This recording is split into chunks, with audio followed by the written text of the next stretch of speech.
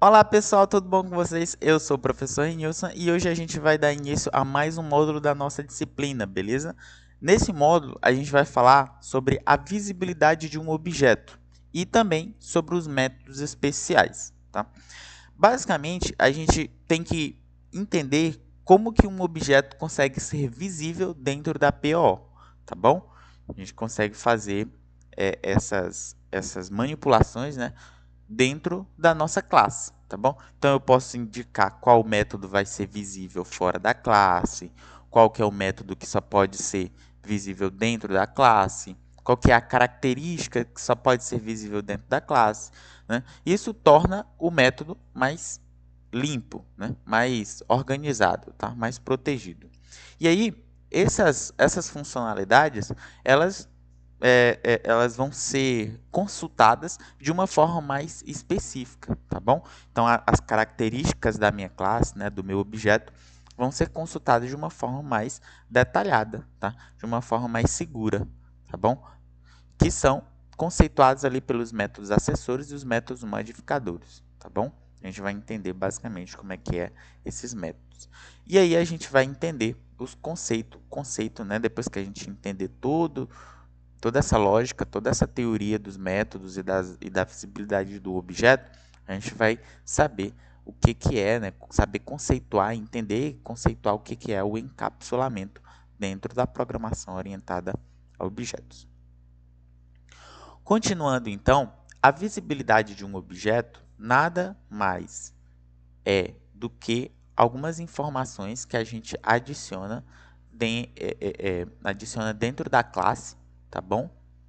Para eles ficarem mais protegidos, tá bom? Então, por exemplo, na nossa classe engrenagem, a gente tinha esse menuzinho aqui na frente, né? Esse tracinho aqui na frente dos atributos e na frente dos métodos, correto? Esse menuzinho aqui, ele corresponde a um tipo de visibilidade desse meu objeto, tá? Desse meu atributo aqui do objeto. Sim, exatamente. O que ele significa, esse menuzinho aqui? Esse menuzinho significa que esse atributo aqui, ele é privado.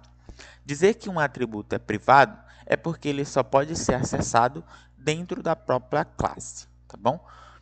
Nas próximas aulas, a gente vai fazer algumas aulas práticas para a gente entender como que isso funciona dentro da programação orientada a objeto usando a linguagem Java. Tá? Professor, eu posso usar outras linguagens para fazer esses exercícios? Pode usar a linguagem Python, a linguagem PHP, tá? Mas aqui a gente vai utilizar a linguagem Java para fazer essas atividades práticas, tá bom? Então, continuando. Esse menos aqui a gente sabe que é do tipo privado. Quando a gente tem o maisinho, a gente vai dizer que ele é do tipo público. E quando ele tem o hashtag, a gente vai dizer que ele é do tipo protegido, tá bom? Então, existem três formas da gente identificar a visibilidade de um objeto. A visibilidade das características, tá bom? E dos métodos de um objeto. Quando tem esse menuzinho aqui, então, significa que todas essas informações são privadas. Tanto os métodos como os atributos são privados. Isso significa que a gente só consegue puxar essa informação, consultar essa variável, tá bom? Fazer manipulações com essa variável, como por exemplo, printar na tela, né, essa variável aqui, eu quero saber a quantidade de dentes que tem uma engrenagem X. Então a gente só consegue printar na tela essa informação se eu estiver trabalhando dentro da minha classe, programando dentro da minha classe engrenagem. Fora dela, ou seja, fora da engrenagem dentro de uma outra classe, eu não consigo puxar essas informações. Quantidade de dentes, raio, material, girar, mudar sentido. Não consigo puxar essas informações em uma outra classe, somente dentro da minha própria classe. É isso que diz ser privado. Privado apenas para aquela única classe, beleza? E quando ele é público? Como o próprio nome já diz, público é quando ele é liberado para todas as classes. Então, eu consigo consultar em várias outras classes essas informações. Consigo puxar esses atributos e esses métodos em outras classes, de forma bem tranquila. Quando é protegido, eu só consigo puxar essas informações dentro daquelas classes que são da mesma família, ou seja, das classes filhas. Lembra que tem o conceito de herança, né? A gente vai ver isso futuramente. E aí a gente vai entender exatamente como que é essa funcionalidade do modo protegido. Mas lembre-se disso. quando ele apresenta com hashtag, alguma característica ou algum método tá do tipo protegido, significa que eu só consigo acessar essa informação, né, esse atributo ou esse método dentro de uma classe filha ou de uma classe mãe, tá bom? Então, para a gente fazer uma analogia, como que seria então esse tipo de visibilidade, né? Privado, público, protegido? Quando a gente tem o nosso notebook é apenas para a gente, né? A gente não consegue entregar esse notebook muito facilmente para outras pessoas.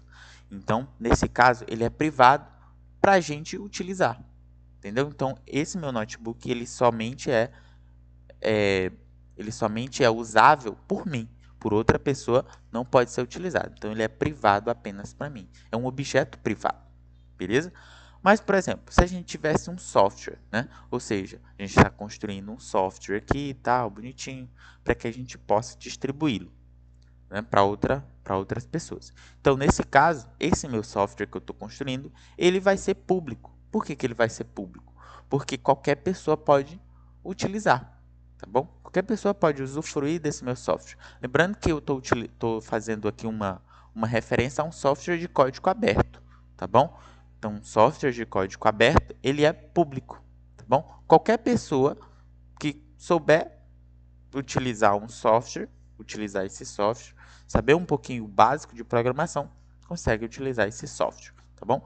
Como, por exemplo, o VS Code, né? O Visual Studio Code, ou até mesmo o NetBeans. O NetBeans ele é uma IDE, é um software de código aberto, tá? Então, qualquer pessoa pode utilizar o NetBeans, o VS Code, esses softwares, tá bom? Então, esse software ele é público, tá bom? Então, ele é público. E o que seria, então, protegido? Vamos dar exemplo aqui de, por exemplo, o nosso veículo, né? O nosso carro. Supondo que eu tenho uma família e a minha família tem um carro. Nesse caso, só quem pode utilizar o meu carro são pessoas de dentro da família, certo? Pessoas que são parentes, pessoas que são bem próximas umas das outras. Então, nesse caso, o meu carro ele é um objeto protegido. Somente a chave, né, eu consigo fornecer para as pessoas que são próximas à minha família, tá bom?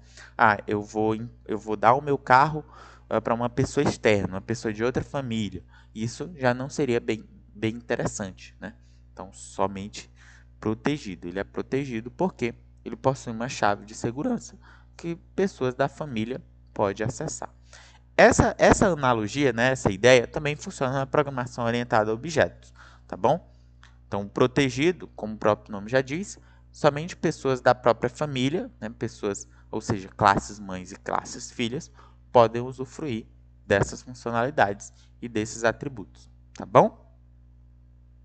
Continuando, então, a gente pode conceituar quem são os métodos acessores e os métodos modificadores. Ora, se eu tornar essas características aqui privadas, provavelmente alguém vai querer acessar essas características fora da minha classe.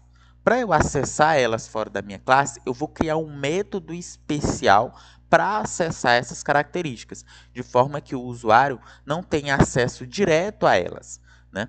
Então, eu crio um mecanismo de segurança, né, com esse método, para que o usuário não tenha acesso diretamente às minhas variáveis, os meus atributos.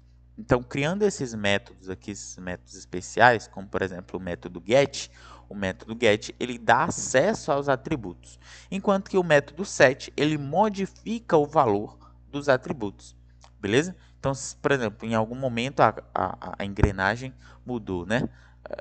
Sei lá, quebrou um dente, então a quantidade de dentes da minha engrenagem foi modificada. Então, eu vou ter que modificar essa variável, né? A quantidades. E aí eu modifico essa informação utilizando um método set. Tá? Na próxima aula a gente vai fazer esses métodos, né, na prática e a gente vai entender como é que eles funcionam. Mas, só para ficar na mente de vocês, o método get e o método set, eles são utilizados para acessar atributos e para modificar o valor dos atributos. Além desse método, sim, beleza. Então, ó, a gente pode adicionar dentro do nosso diagrama de classes os métodos getters e setters.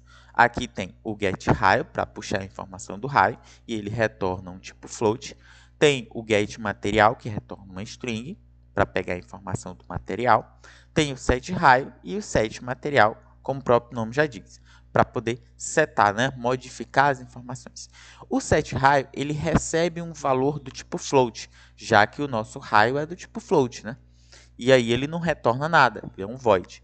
Então, os métodos setters, eles são uma rotina que não retorna nenhum valor, mas dentro do método ele modifica o valor do raio, né?